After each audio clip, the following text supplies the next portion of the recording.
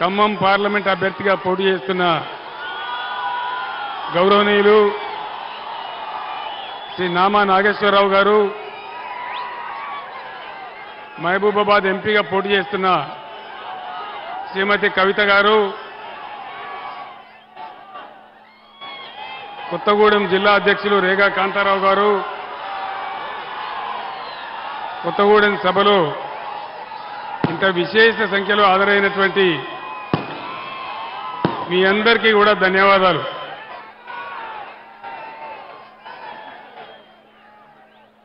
కొత్తగూడెం జిల్లా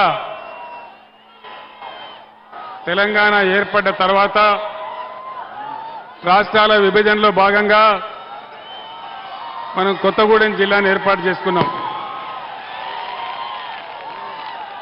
ఈ జిల్లా మారుమూల ప్రాంతాలకు పరిపాలన చేరువ కావాలని, గిరిజన బిడ్డలందరికీ న్యాయం జరగాలని, పరిపాలన అందాలని మనం కొత్తగూడెం జిల్లా ఏర్పాటు చేసుకున్నాం.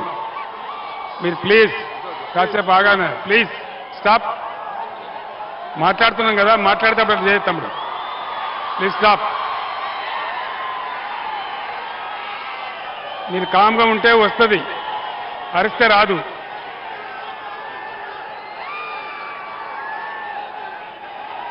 మీరు కామ్గా ఉంటే వస్తుందా, కామ్గా ఉండాలా. ఈ అరిస్తే ఎక్కడికి రాదు.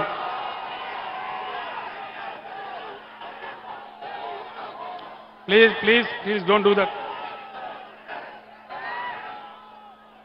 కొత్తగూడెంలో మెడికల్ కాలేజీ పెట్టుకున్నాం, ఇంజనీరింగ్ కాలేజీ పెట్టుకున్నాం, పట్టణాన్ని కూడా బ్రహ్మాండంగా తీర్చిదిద్దుకున్నాం. మీ అందరికీ చరిత్ర తెలుసు. చాలా దూరంలో ఉండే చెర్ల, వాజేడు, దుమ్ముగూడెం మండలాలు ఖమ్మం పోవాలంటే చాలా ఇబ్బందిగా ఉండేది. కావాలనే మనం ఇక్కడ జిల్లా ఏర్పాటు చేసుకున్నాం. ఈరోజు ఈ రాష్ట్రాన్ని పరిపాలిస్తున్నటువంటి పార్టీ ముఖ్యమంత్రి రేవంత్ రెడ్డి చాలా క్లియర్గా చెప్తా ఉన్నాడు, కొత్తగూడెం జిల్లా తీసేస్తా అని చెప్తా ఉన్నాడు. కొత్తగూడెం జిల్లా ఉండానా తీసేయన్నా? కొత్తగూడెం జిల్లా ఉండానా తీసేయన్నా? వినబడతలేదు, గట్టిగా చెప్పాలి. కొత్తగూడెం జిల్లా ఉండానా? కొత్తగూడెం జిల్లా ఉండాలి. మీ అందరికీ లాభం జరగాలంటే ఖచ్చితంగా ఈ పార్లమెంట్ ఎలక్షన్లో నామా నాగేశ్వరరావు గారి వాళ్ళే అక్కడ కవిత గెలవాలి. ఈ కాంగ్రెస్ ప్రభుత్వాన్ని చురుకు పెట్టాలి.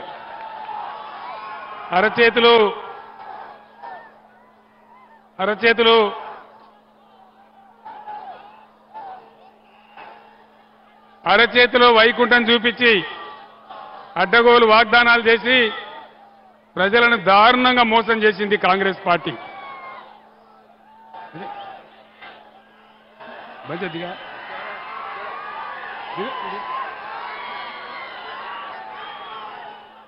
ప్రజలను ఘోరంగా మోసగించింది కాంగ్రెస్ పార్టీ. మీ అందరికీ తెలుసు ఎటువంటి వాగ్దానాలు చేసినారు. కేసీఆర్ గారు కేవలం 10,000 రూపాయలు ఇస్తా ఉన్నారు రైతు బంధు. మేము 15,000 ఇస్తామని చెప్పినారు. ఆ 5,000 సరే రైతు బంధు వచ్చిందా? రైతు బంధు అందరికీ వచ్చినాదండి? వినబడతలేదు. రైతు బంధు రాలేదా? కళ్యాణ లక్ష్మి ఇస్తే కేసీఆర్ గారు 1,00,000 రూపాయలు ఇస్తా ఉన్నారు. మేము తులం బంగారం ఇస్తామన్నారు.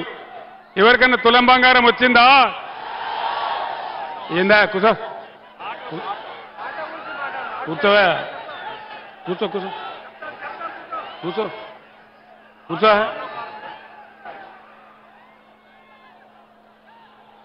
ఈరోజు మహిళలకు ప్రతి ఒక్కరికి కూడా 2,500 రూపాయలు ఇస్తామన్నారు. వచ్చిందా ఎవరికైనా?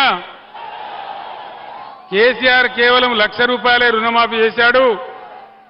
ముఖ్యమంత్రి చెప్పినాడు, మీరందరూ కలిసి వెంటనే పోండి, 2 లక్షల రుణం తెచ్చుకోండి, తెచ్చుకుంటే మీకు తప్పకుండా 2 లక్షల రుణమాఫీ చేస్తున్నారు.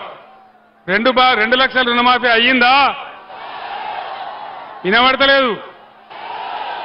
2 లక్షల రుణమాఫీ అయ్యిందా అండి? మరి ఏమైంది కాంగ్రెస్ పాలనలో?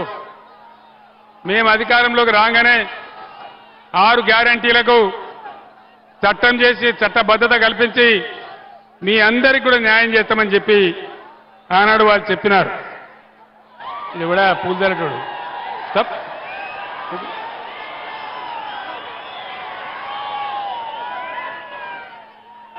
ఏది కూడా చేయలే, ఏ ఒక్క హామీ చేయలే. మరి ఏం చేస్తారు వీళ్ళు?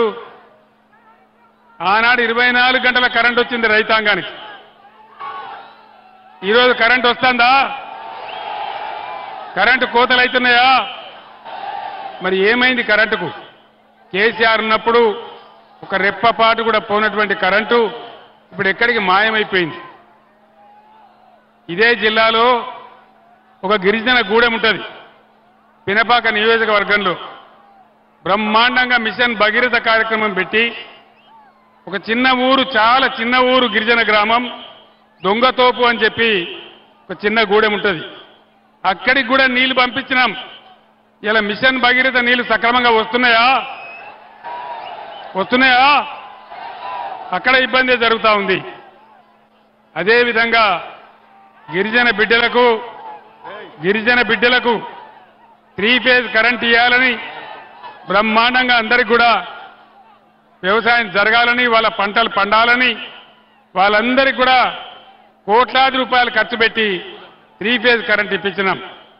ఇవాళ అక్కడ కూడా మోటార్లు కాలుతా ఉన్నాయి, పొలాలు ఎండిపోతా ఉన్నాయి, రైతులు బాధపడతా ఉన్నారు.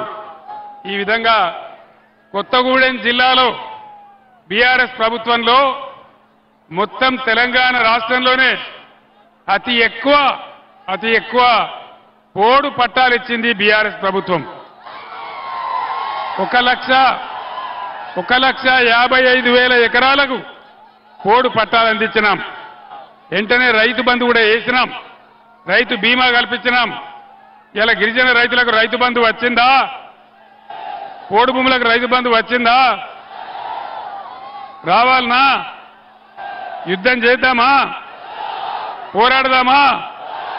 మరి మీరంతా సిద్ధంగా ఉండాలి. గిరిజనుల కోసం ప్రత్యేక గురుకులాలు పెట్టినాం, మైనార్టీల కోసం ప్రత్యేక గురుకులాలు పెట్టినాం, బీసీల కోసం, ఎస్టీల కోసం 1100 గురుకుల పాఠశాలలు పెట్టి వాళ్ళ బతుకులు బాగుపడాలని ప్రయత్నం చేసినాం. అక్కడ చదువుకున్న పిల్లలు బ్రహ్మాండంగా ఐఐటి, ఐఐఎం, ఎంబీబీఎస్, ఐఏఎస్ పరీక్షలకు కూడా పోతా ఉన్నారు. మంచి ఫలితాలు తెస్తా ఉన్నారు. ఈరోజు తెలంగాణ రాష్ట్రంలో నేను ముఖ్యమంత్రిగా ఉన్నప్పుడు ఓవర్సీస్ స్కాలర్షిప్ దళిత బిడ్డలకు, గిరిజన బిడ్డలకు, ముస్లిం మైనారిటీలకు అందరికీ కూడా 20 లక్షల స్కాలర్షిప్ ఇచ్చినాం. ఈరోజు 20 లక్షల స్కాలర్షిప్ ఇస్తున్నారా? ఓవర్సీస్ స్కాలర్షిప్ ఇస్తున్నారా? ఫీజు రియంబర్స్మెంట్ ఇస్తున్నారా? మరి ఏం చేస్తున్నారు? డబ్బులు ప్రభుత్వం ఏం చేస్తా ఉంది? దయచేసి మీరు ఆలోచన చేయాలి. గిరిజనుల కోసం చరిత్రలోనే ఎప్పుడు లేనటువంటి బంజారా హిల్స్లో బంజారాల కోసం బంజారా భవన్ కానీ, కొమరంభీం పేరు మీద ఆదివాసీ భవన్ కానీ కట్టినాం. ఎప్పుడైనా ఏ ప్రభుత్వం అన్నా కట్టిందా? కోట్ల రూపాయలు పెట్టి గిరిజన బిడ్డల కోసం రాజధాని నడిబొడ్డున 75 సంవత్సరాల స్వాతంత్రంలో మొదటిసారిగా బ్రహ్మాండంగా మీకు గిరిజన భవనాలు కట్టించినాం. మీ అందరూ కూడా ఒక ఆలోచన చేయాలి. కరెంటు కాట కలిసింది.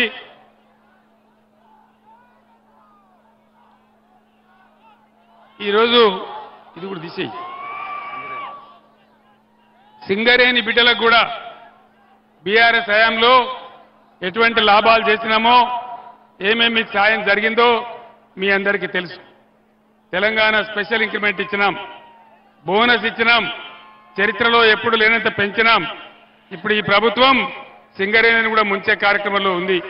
ఎందుకంటే మీ అందరికీ తెలుసు, ఈనాడున్న ముఖ్యమంత్రి చోటేబాయ్ నరేంద్ర మోడీ బడేబాయ్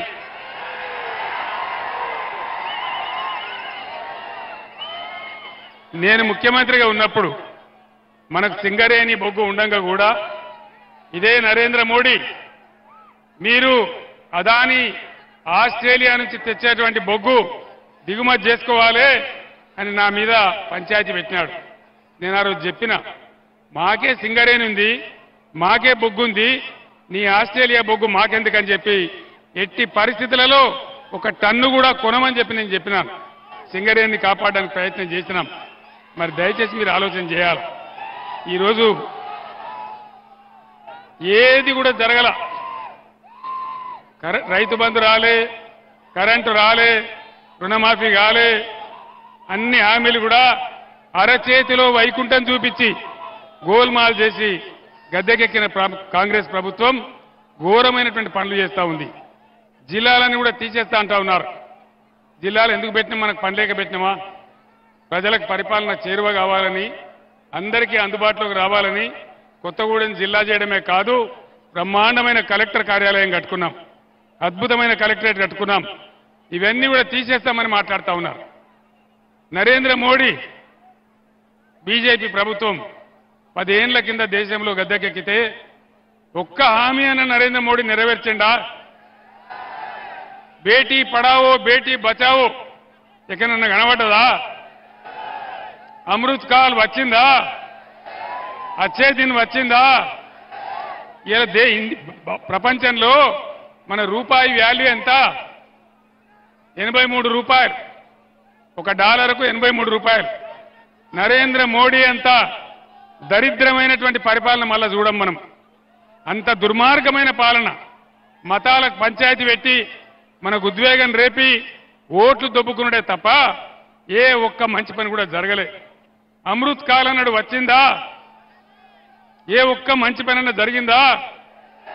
ఇవన్నీ జరగకపోగా ఇవాళ ఏమంటున్నాడు నరేంద్ర మోడీ? నేను గోదావరి నదిని ఎత్తుకపోయి తమిళనాడుకు కర్ణాటక ఇస్తా అంటున్నాడు. తెలంగాణకున్న ఒకే ఒక్క ఆధారం గోదావరి నది. ఆ గోదావరి నది కూడా పోతే మన బతికేం కావాలి?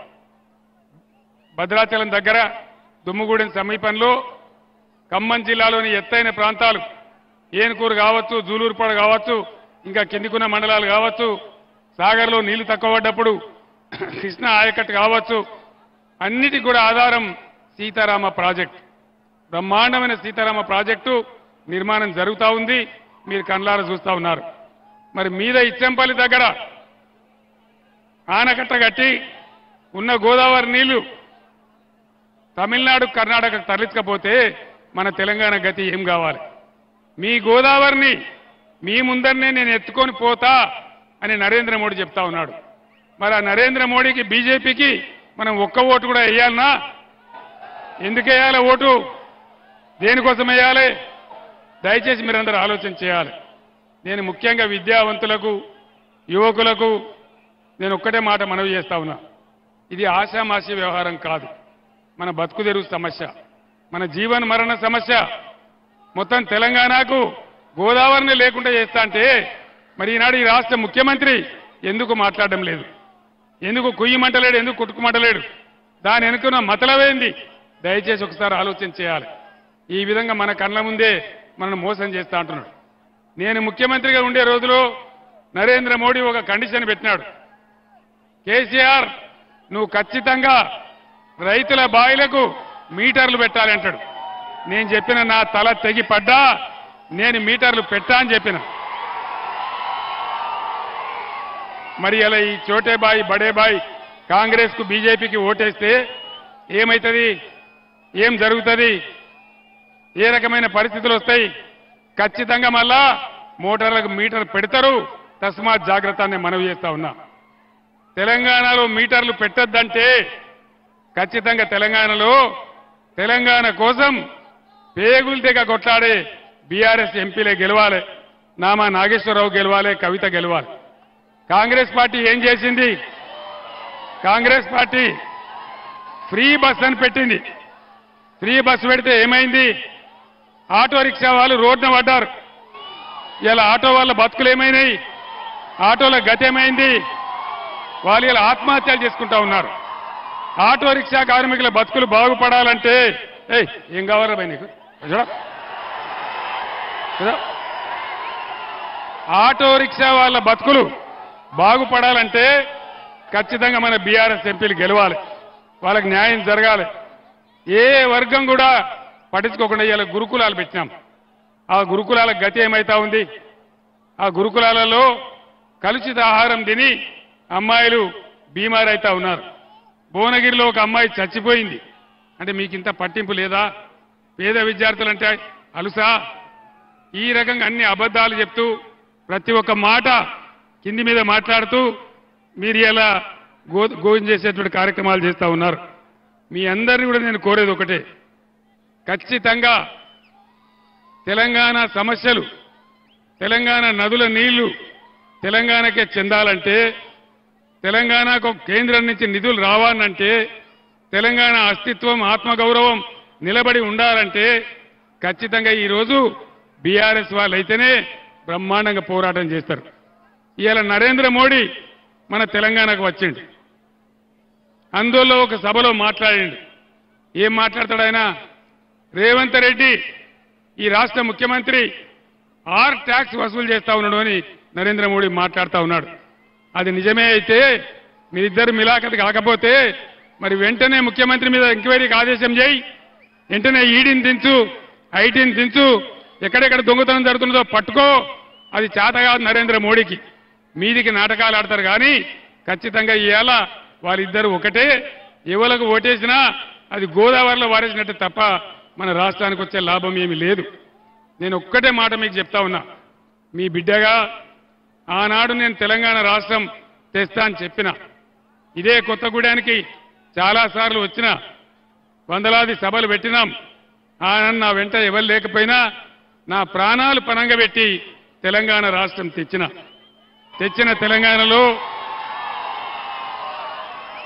తెలంగాణలో కులం లేకుండా, మతం లేకుండా, ఏ వివక్ష లేకుండా అన్ని వర్గాల ప్రజలను పొట్టన పెట్టుకొని బ్రహ్మాండంగా తీసుకొని పోయినాం. శాంతి భద్రతలు అద్భుతంగా ఉండే. ఏ ఒక్కనాడు హిందువుల మధ్య ముస్లింల మధ్య కొట్లాటలు జరగలే, ఏ రకమైన అలజడి జరగలే.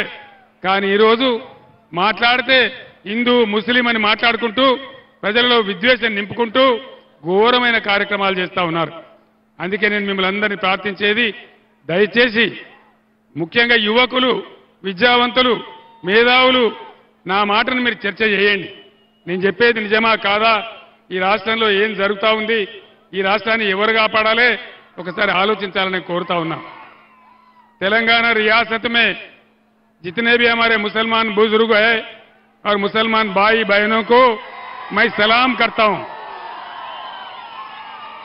आपसे अदबन गुजारिश करता हूं, आज के दिन में कांग्रेस बीजेपी दोनों एक है. बीजेपी को हराने, बीआरएस को हराने के लिए वो दोनों मिलकर काम कर रहे हैं. ये आप जानते हैं वो दोनों कैसे पार्टियां हैं, कैसे हैं आप जानते हैं. जिस टाइम में मैं तेलंगाना के लिए जद्दोजहद कर रहा था, उस टाइम में भी मैं कोत्तागुड़े में आया था. उन दिनों में कहा था अल्लाह के घर में देर है लेकिन अंधेर नहीं है, और अल्लाह का करम हुआ, तेलंगाना रियासत हासिल हुआ. इसमें सभी लोगों को, मुसलमानों को, क्रिश्चियनों को, हिंदुओं को, हमारे दलितों को, गिरिजनों को, सबको मैं एक साथ लेके चला. सबके साथ मैंने इंसाफ किया. ये आप जानते हैं आज इस देश में क्या हो रहा है. इस देश को हर हालत में बचाना है, हर हालत में. ये किसी का देश नहीं है. देश में कितने लोग रहते हैं, सारे लोगों का ये हिंदुस्तान है, हम इसको जानते हैं. इसीलिए आपसे गुजारिश करता हूं, आप लोग बीआरएस कायदीन को जिताइए, वोट दीजिए. आपके ताउन से तेलंगाना रियासत को, मैं आपको कसम खा के कहता हूं, मैं जब तक केसीआर जिंदा है तब तक तेलंगाना रियासत एक सेक्युलर रियासत ही रहेगा, अमन रियासत रहेगा, सबको साथ लेके चलेगा. एक बात मैं आपसे कहना चाहूंगा, एक बात, मैं हर रमजान में आप लोगों के लिए तोहफा भेज रहा था, इफ्तार का इंतजाम किया था. क्या रमजान का तोहफा आया? क्यों नहीं आया? क्या क्या इनका कमाल है? समझ जाइए, देख लीजिए. इसीलिए मैं फिर एक बार गुजारिश करता हूं कि आप लोगों का वोट बीआरएस पार्टी को देके दोनों कैंडिडेट को जिताइए. या कविता हो या नामा नागेश्वरराव जी हो, वो अच्छे लोग हैं, तेलंगाना के लड़ेसे लोग हैं, इसलिए आप लोग जिताइए। इतना कहते हुए मैं आपसे रुखसत होता हूं। సోదరులారా, మీరందరూ కూడా అనేక ప్రాంతాల నుంచి ఇటు ఖమ్మం కావచ్చు, అటు మహబాద్ కావచ్చు, మీరిద్దరు వచ్చారు.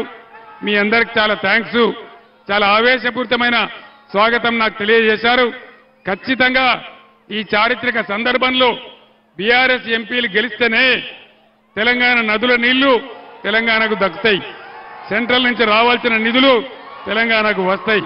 కాబట్టి దయచేసి ఈ ఎన్నికల్లో ఖచ్చితంగా ఇద్దరు కూడా బీఆర్ఎస్ అభ్యర్థులను, మహబూబాబాద్ నుంచి కవిత గారిని, ఖమ్మం నుంచి నామా గారిని గెలిపించాలని చెప్పి నేను కోరుతా ఉన్నా. నేను ఇందాక ఖమ్మం నుంచి కొత్తగూడెం వస్తా ఉంటే కార్లలో పోయేవాళ్ళు, ట్రాక్టర్లో పోయేవాళ్ళు, జీబులో పోయేవాళ్ళు, ఆటోలో పోయేవాళ్ళు అందరూ కూడా ఇట్లా చూపెడతా ఉన్నారు జై కేసీఆర్ అని చెప్పి. కాబట్టి మీ అందరికీ కూడా నేను ప్రార్థిస్తా ఉన్నా, అయిపోయింది కాంగ్రెస్ కథ, అయిపోయింది బీజేపీ కథ కూడా అయిపోయింది. కాబట్టి బ్రహ్మాండమైన మేయర్తోని బీఆర్ఎస్ ఎంపీలను గెలిపించండి. నా కంఠంలో ప్రాణమున్నంత వరకు తెలంగాణ ప్రజల హక్కుల గురించి పోరాడుతూనే ఉంటా అని చెప్పి తెలియజేస్తూ నేను సెలవు తీసుకుంటా ఉన్నా. జై తెలంగాణ, జై తెలంగాణ. కారు గుర్తుకే, కారు గుర్తుకే, జై తెలంగాణ. ధన్యవాదాలు.